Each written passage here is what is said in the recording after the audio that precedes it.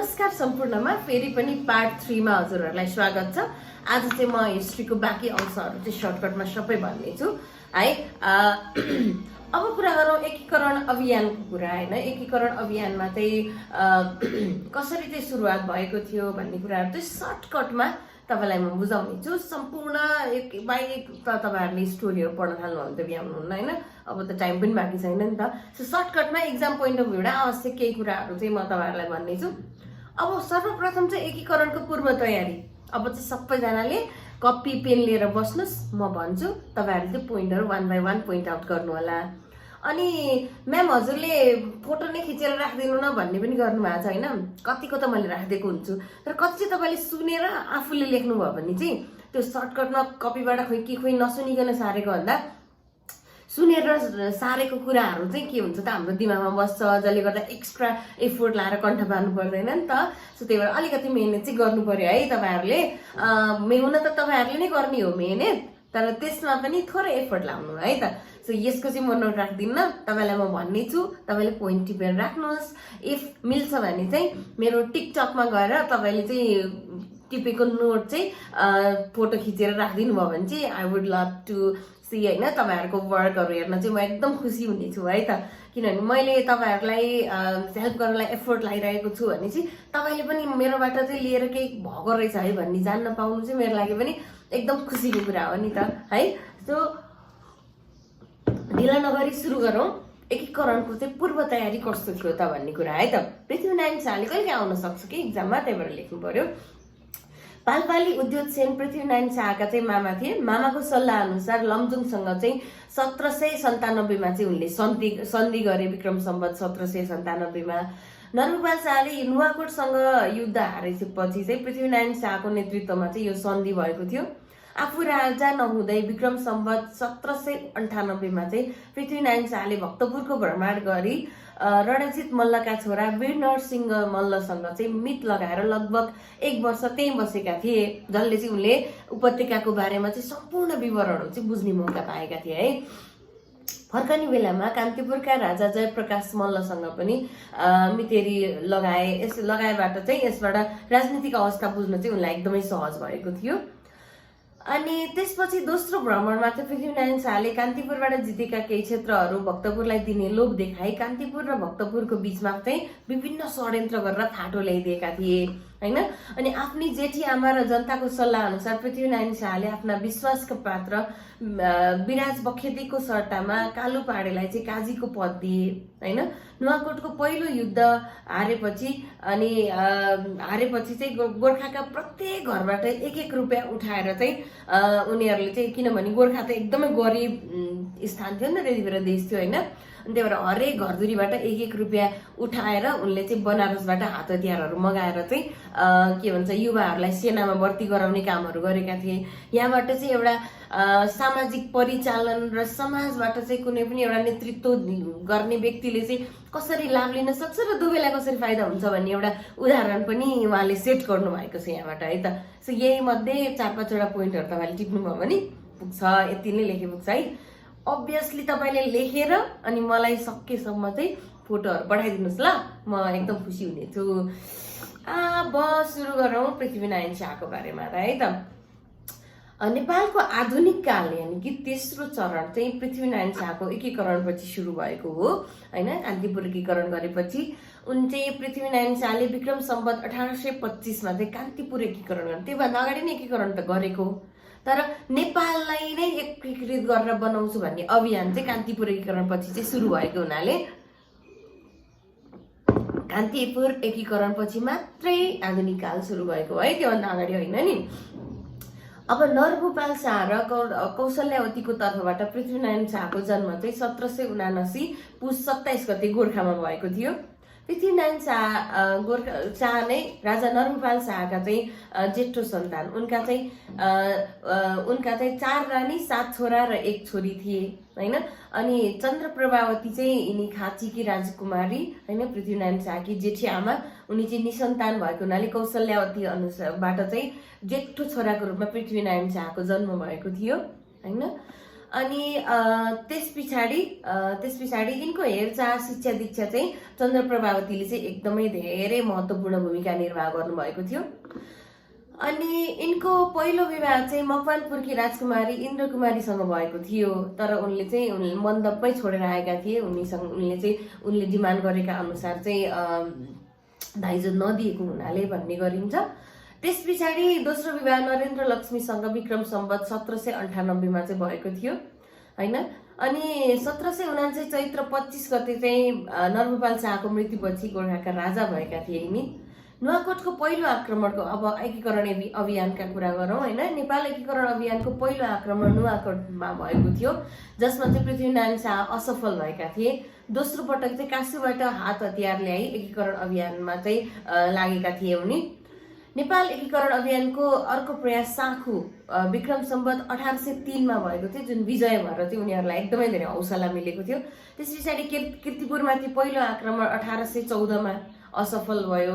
कालुपाडेको चाहिँ मृत्यु भएको त्यस बेला। दोस्रो पटक 1821 मा विक्रम सम्वतमा है, यो पनि असफल भयो। तेस्रो पटक 1822 मा भएको आक्रमणबाट चाहिँ कीर्तिपुरमा विजय हासिल गर्न सफल भए। त्यसपछि कीर्तिपुरमाथिको पहिलो आक्रमणको क्रममा चाहिँ कालुपाडेको मृत्यु भएपछि उनीहरूलाई चाहिँ एकदमै ठुलो चाहिँ क्षति बेहोर्नु परेको थियो।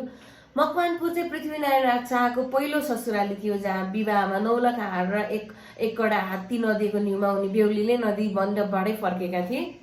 त्यस पछाडि 10 घण्टासम्म युद्धमा चाहिँ 1000 जना मकवानपुरे सेनाको मृत्यु भए। त्यसपछि चाहिँ त्यहाँनिर के भन्छ मकवानपुर चाहिँ पृथ्वीनारायण शाहको हातमा पर्यो हैन। त्यसपछि इस्ट इन्डिया कम्पनीसँग चाहिँ 1824 मा मकवानपुरका राजा जयप्रकाश मल्ललाई सहयोग गर्न आएका अंग्रेजी फौजका क्याप्टेन किनलकको नेतृत्वमा आएको फोर्ससँग चाहिँ लडाई भए।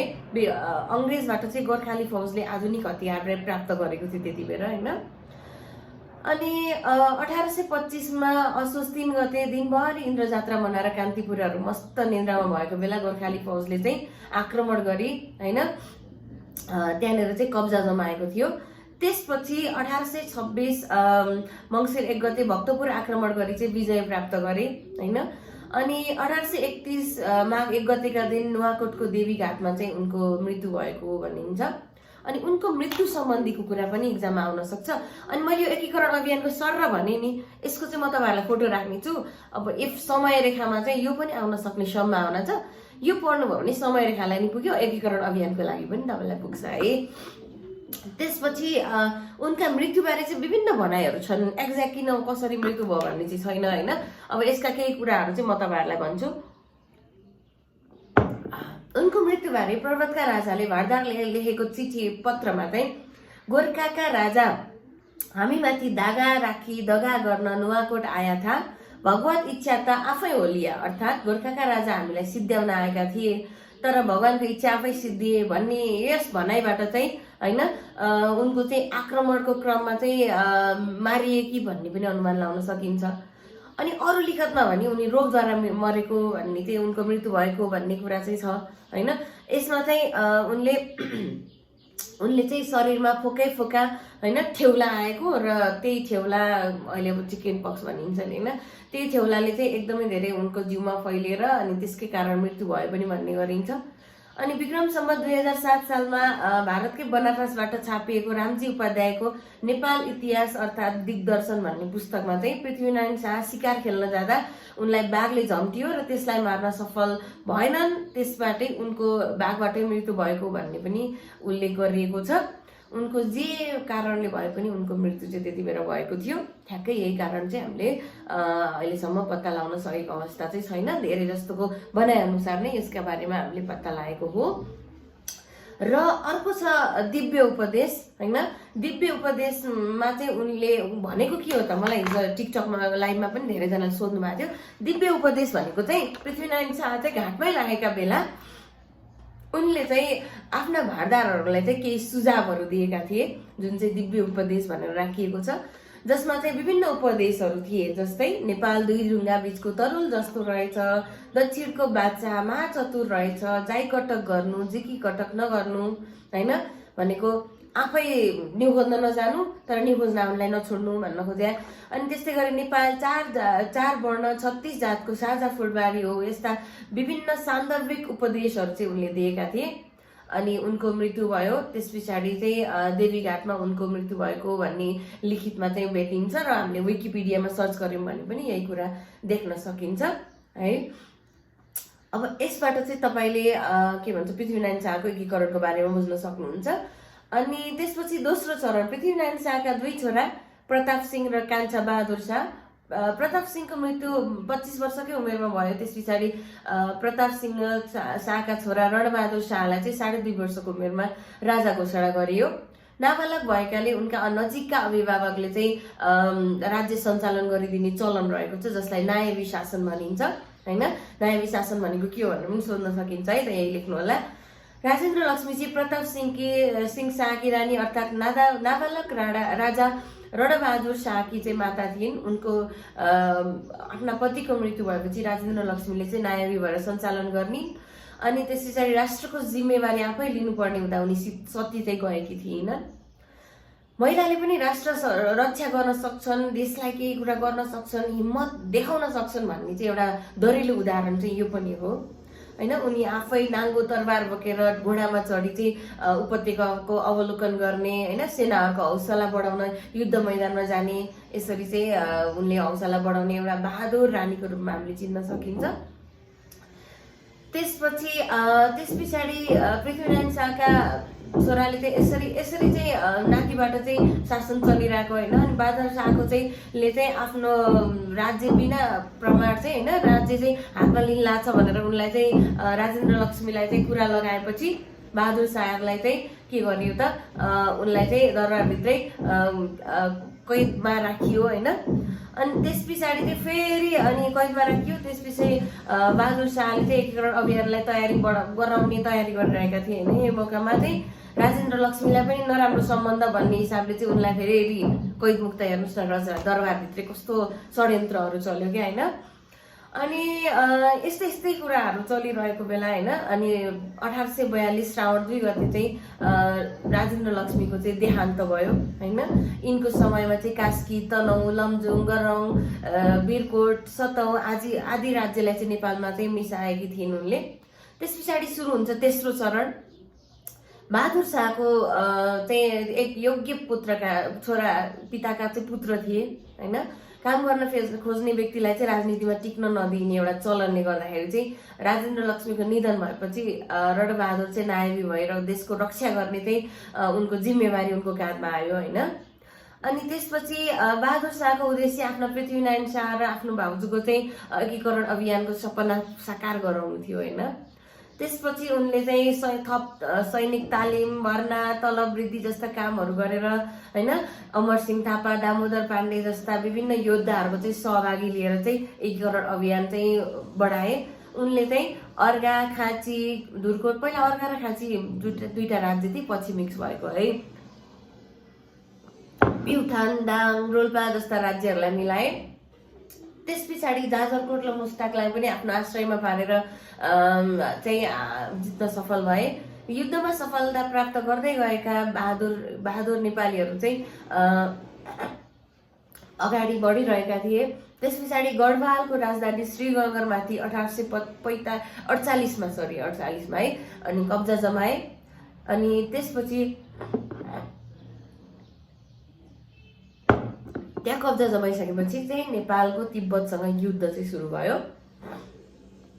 अनि त्यसपछि राजेन्द्र लक्ष्मीको अधुरो सपनालाई पूरा गर्दै पश्चिममा कुमाऊँ गढवालसम्म पुर्याउन सफल भएका बहादुर शाह आफ्नै दरबारभित्रको षड्यन्त्र परि चाहिँ कैदी अवस्थामा 1854 मा चाहिँ संसारबाट बिदा लिए। त्यसपछि सुरु हुन्छ नेपाल अंग्रेज युद्धका चाहिँ कुराहरू।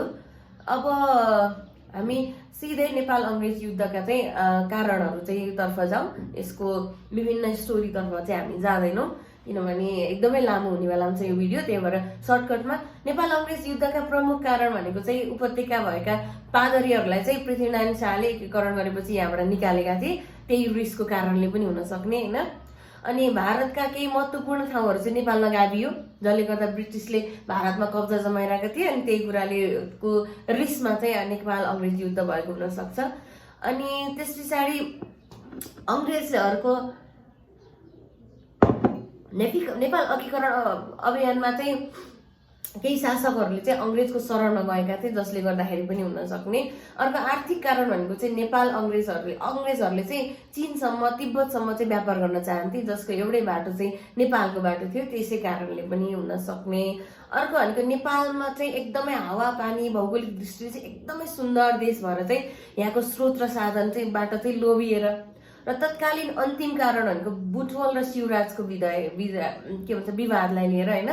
किनभने यति बेला चाहिँ पाल्पालाई जबसम्म हाम्रो नेपालको अधीनमा राखिएको थिएन तबसम्म चाहिँ भारतले नै उठाउने गरेको थियो। अनि नेपालले अधीनमा लिएपछि चाहिँ त्यो कर दिएन होइन, त्यो नाकाको प्रयोग गर्न दिएन भनेर चाहिँ यो रिसले पनि हुन सक्ने, जसले गर्दा 1871 कार्तिक 9 गते इस्ट इन्डिया कम्पनीका गभर्नर जनरल होस्टिङले चाहिँ युद्धको घोषणा गरेका थिए है। अब यति बुझ्नुभयो भने चाहिँ नेपाल अङ्ग्रेज युद्धका कारण बुझ्नुभयो। अब बलभद्रले देखाएको वीरता होइन, यसको बारेमा चाहिँ तपाईँहरूले बुकमै हेर्नु होला। अर्को नालापानी युद्धमा चाहिँ महिला केटाकेटीहरूले चाहिँ एकदम धेरै सहयोग गरेको थियो, किनभने हाम्रो नेपालमा चाहिँ केटी मान्छेहरू प्रायः जस्तो युद्धमा जाने त्यस्तो खालको हुन्न नि त। तर नालापानीमा चाहिँ होइन केटी मान्छेहरू पनि आफ्ना श्रीमानहरूलाई बचाउने, आफ्ना घरका बुढा बुजुर्गहरूलाई स्याहार्ने, बच्चाहरूको बलिदान दिएर समेत युद्ध लडेको अन्तिम समयसम्म भन्ने कुराहरू छ होइन।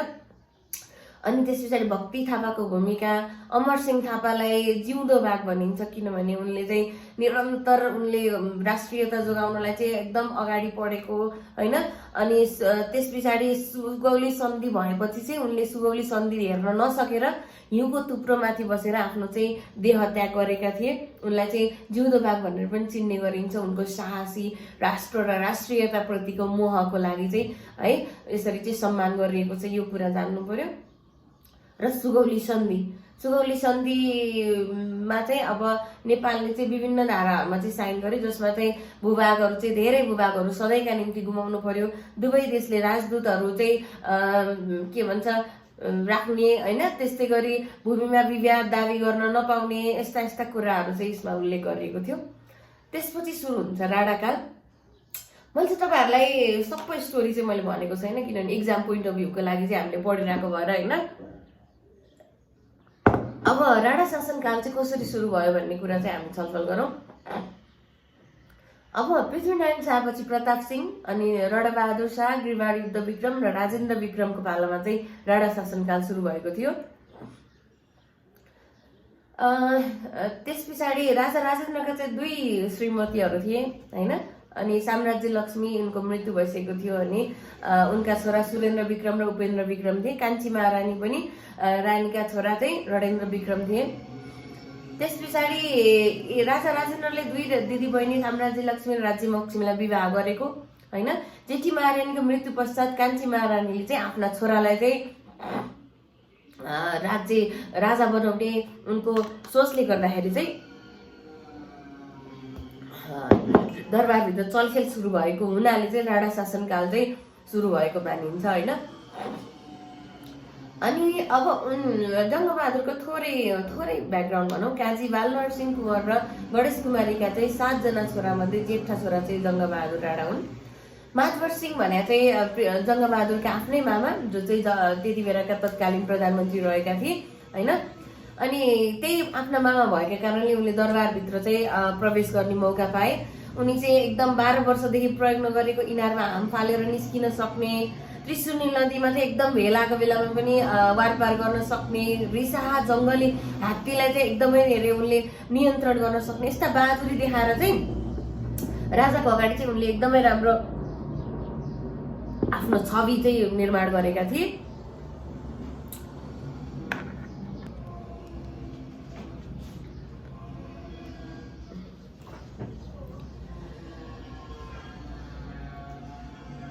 त्यसपछि साधारण पद पाएर चाहिँ उनी दरबार प्रवेश गरेका। उनका सोच भनेको चाहिँ एकदमै धेरै कब्जा जमाएर आफूले एकदम राम्रो ठुलै बन्ने थियो होइन। त्यस पछाडि उनको चोरीफुरी देखेर चाहिँ आफ्नै मामाले भनेको थिए, मामा छोरा भान्दा राजनीतिमा आफ्नै मामाले भान्जाले मामा मार्ने स्थिति आउन सक्छ, त्यही भएर सचेत रह भनेको उनलाई चाहिँ त्यो इखमा भयो। त्यस पछाडि चाहिँ उनले माधवर सिंहलाई चाहिँ आफ्नो बाटोबाट हटाएर अनि त्यस पछाडि चाहिँ उनी अगाडि बढ्ने चाहिँ सोचेका थिए। त्यसपछि गगन सिंह र जङ्गबहादुरद्वारा चाहिँ अब रानीलाई सहयोग गर्ने बहानामा चाहिँ उनको हत्या भयो होइन। अनि त्यस पछाडि चाहिँ के भयो त भन्दाखेरि उनीलाई बाटो लागेपछि अनि जङ्गबहादुरले चाहिँ आफ्ना विभिन्न क्रियाकलापहरू चाहिँ अझै बढाउने मौका पाए। र त्यसपछि चाहिँ नेपालको इतिहासमा विभिन्न भण्डारखाल पर्व, कोत पर्व होइन, अलौ पर्व यस्ता पर्वहरू भएका छन्। ती पर्वहरूको बारेमा चाहिँ सर्टकटमा मैले एउटा लिस्ट चाहिँ म राखिदिने छु होइन।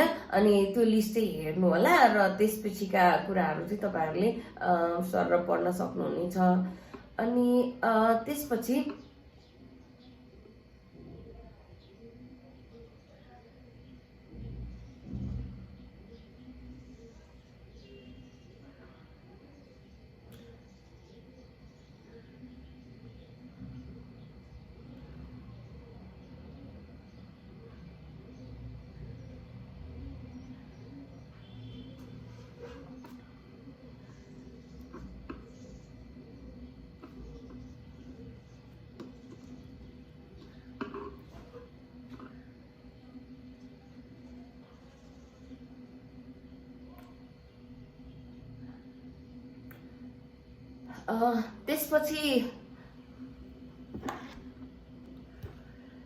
त्यसपछि निकै लामो राणा शासनको चाहिँ एउटा सङ्घर्ष पछाडि होइन, यो सङ्घर्षशील समयमा विभिन्न कामहरू पनि भएका थिए होइन।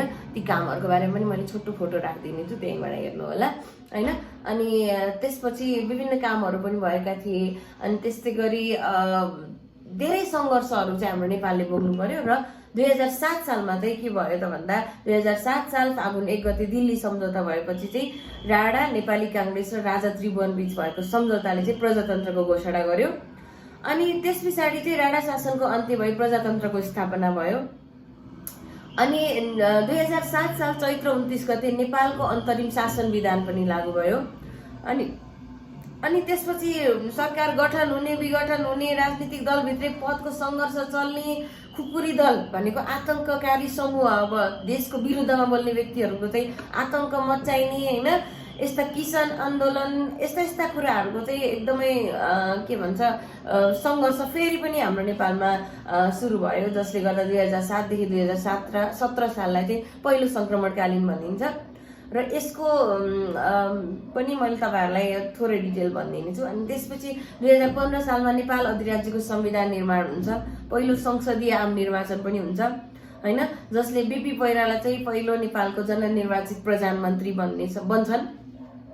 2017 पुस 1 गते राजा महेन्द्रले तत्कालीन संविधानको विरुद्ध सङ्कटकालीन अधिकारलाई चाहिँ दुरुपयोग गरी प्रधानमन्त्री लगायतका नेताहरूलाई चाहिँ के भन्छ पक्राउ गरी होइन, उनले चाहिँ पञ्चायती शासन चाहिँ सुरुवात गर्छन्, जसलाई नेपालको इतिहासमा कालो दिन पनि भन्ने गरिन्छ। अनि त्यसैले चाहिँ 2007 देखि 2017लाई चाहिँ के भनिन्छ त नेपालको इतिहासमा पहिलो सङ्क्रमणकालीन अवधि पनि भन्ने गरिन्छ। अब यसमा पनि विभिन्न आर्थिक उपलब्धि त्यस्तै गरी राजनीतिक उपलब्धि चाहिँ भएको थियो होइन। अङ्ग्रेजी शिक्षाका विद्यालयहरू चाहिँ नेपालमा स्थापना भए। त्रिभुवन विश्वविद्यालय 2016 मा स्थापना भयो होइन। अनि 2013 आश्विन 23 मा विश्व हुलाकको पनि स्थापना भयो।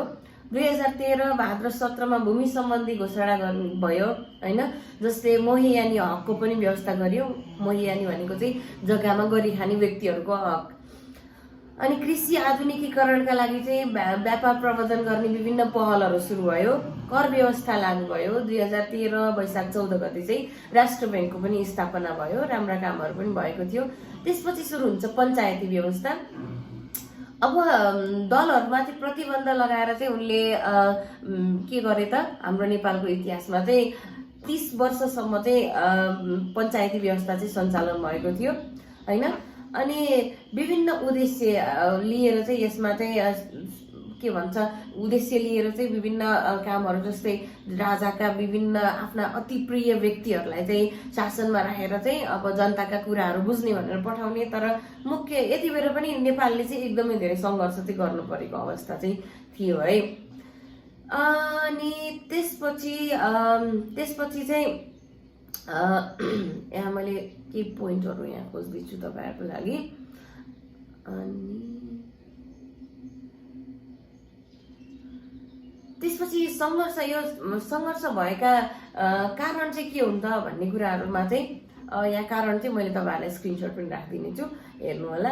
दलहरू नेताहरूका बीच होडबारी चल्नु होइन, अधिकांश नेताहरू चाहिँ शिक्षित थिएनन् होइन, अनि क्रान्तिकारहरू दलहरू चाहिँ सुरुमै चाहिँ कमजोर भए होइन, अनि आफ्नो व्यक्तिलाई चाहिँ प्रधानमन्त्री बनाउने चलखेल सुरु भयो। अनि त्यसपछि 2017देखि सुरु भएको पञ्चायती व्यवस्था 30 वर्षमा अन्त्य भयो, जसको अन्त्य चाहिँ नेपालको इतिहासमा भएको पहिलो जनआन्दोलनद्वारा भएको थियो होइन। अनि 2046 फागुन 7बाट चैत्र 26 गतेसम्म चाहिँ भएको यो पहिलो जनआन्दोलनबाट चाहिँ होइन यसको चाहिँ अन्त्य भएको थियो। अनि यसमा चाहिँ वाम मोर्चा र नेपाल काङ्ग्रेस पार्टीले चाहिँ यसलाई के भन्छ नेतृत्व गरेका थिए होइन। अनि नेपाल काङ्ग्रेस र कम्युनिस्ट विचार राख्ने केही पञ्चायती व्यवस्था विरोधी आन्दोलनबाट चाहिँ एकजुट भएर चाहिँ यस आन्दोलन चाहिँ सम्पन्न गरिएको थियो। अनि त्यसपछि चाहिँ जुन हाम्रो पञ्चायती व्यवस्था सुरु भएपछि प्रजातन्त्र चाहिँ विघटन गरेर प्रजातन्त्रलाई चाहिँ कोसिएको थियो होइन। त्यस पछाडि चाहिँ प्रजातन्त्रको चाहिँ पुनः स्थापना पनि गराइयो होइन। 2017 साल पुस 1 गते खोसिएका र गुमाएका हक अधिकारहरू चाहिँ यहाँ चाहिँ प्राप्त गर्न सफल भए। यसको चाहिँ मैले नोट टक्क राखिदिने छु, यो 3टा आन्दोलनको डिफरेन्स त्यहाँबाट हेर्नु होला। 2046 देखि 63 सम्मको पनि मैले अलिकति नोट बनाएर राखिदिने छु, त्यही नै हेर्नु होला।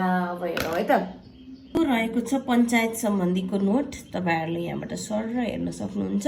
र पञ्चायतकालीन अवस्थामा चाहिँ भएको विकास अब राजनीतिक विकासको कुरा हाल्नुहुन्छ। नेपाललाई 5 विकास 14 अञ्चल 75 जिल्लामा चाहिँ विकसित गरिएको थियो। अहिले चाहिँ कति छ त, 7 प्रदेश 77 जिल्ला 753 स्थानीय तहमा विभाजित गरिएको छ। अनि त्यसपछि आउँछ तपाईँहरूलाई अर्को इम्पोर्टेन्ट भनेको चाहिँ यो चाहिँ टक्क सर हेर्नु होला, कहिलेकाहीँ 5 मार्क्समा आउन सक्छ। त्यसपछि दोस्रो सङ्क्रमणकालीन अवधिको कुरामा पनि यो समयरेखा यसरी बनाउने चाहिँ होइन है, तपाईँहरूलाई यो स्याम्पल मात्रै हो। यो डेटहरू पनि याद गर्नु होला, सर हेर्नु होला। अनि सङ्घीय लोकतान्त्रिक गणतन्त्रपछि चाहिँ हाम्रो नेपालको सामाजिक आर्थिक अवस्थाको बारेमा हेर्नुहोस्। अघिको र अहिलेको यहाँ चाहिँ तुलनात्मक अध्ययन गर्न सजिलो हुन्छ तपाईँहरूलाई होइन। अनि ओके, थ्याङ्क यू एभ्रिवान। मैले नेपालको इतिहास सम्बन्धी केही नोटहरू तपाईँहरूलाई राखेँ। यसबाट सर हेर्नुभयो भने चाहिँ तपाईँलाई नेपालको इतिहासबाट आउने हरेक प्रश्नहरू चाहिँ तपाईँहरूले यसमा चाहिँ इन्क्लुड गर्न प्रयास गरेको छु, तपाईँहरूलाई सहयोग हुने नै छ। र अब एकाइ 6 को भयो, मैले एकाइ 10 को पनि भिडियो अपलोड गरि नै सकेको छु। अबको नेक्स्ट भनेको चाहिँ मैले तपाईँलाई कुन एकाइको गर्दा चाहिँ तपाईँहरूलाई सजिलो हुन्छ त्यो चाहिँ कमेन्ट गर्नु होला। अनि मैले चाहिँ तपाईँहरूलाई त्यसको बारेमा चाहिँ भिडियो बनाउने नै छु। र अब मैले हरेक दिन टिकटकमा चाहिँ साँझ तपाईँहरूको 7 बजेदेखि 8 बजेसम्म चाहिँ निःशुल्क अनलाइन कक्षा भनेर लाइभ क्लास चलाउने गरेको छु। तपाईँहरू त्यसमा पनि जोडिन सक्नुहुनेछ है त। सम्पूर्णलाई धन्यवाद, यहाँसम्म हेर्नुभयो, केही बुझ्नुभयो होला, केही नोटहरू टिपेर गर्ने प्रयास गर्नु होला होइन। अनि सर र धेरै एकदमै यादेङ बुझुङ गर्ने कि टक टक टक टक पोइन्ट टिप्नुहोस्, राख्नुहोस्, पुगिहाल्छ है त। सो बेस्ट अफ लक इक्जामको लागि, शुभकामना। मेरो भिडियोहरू तपाईँहरूलाई केही हेल्प गरेको छ भने चाहिँ भिडियोलाई सब्सक्राइब गर्न चाहिँ नबिर्सिनु होला है त। सो तपाईँले केही कुरा सिक्नु भएको छ भने चाहिँ कमेन्टमा केही कुराहरू लेख्नुभयो भने मलाई एकदम खुसी लाग्नेछ हजुरहरूकोबाट कुराहरू सुन्न पाउँदा। Thank you everyone.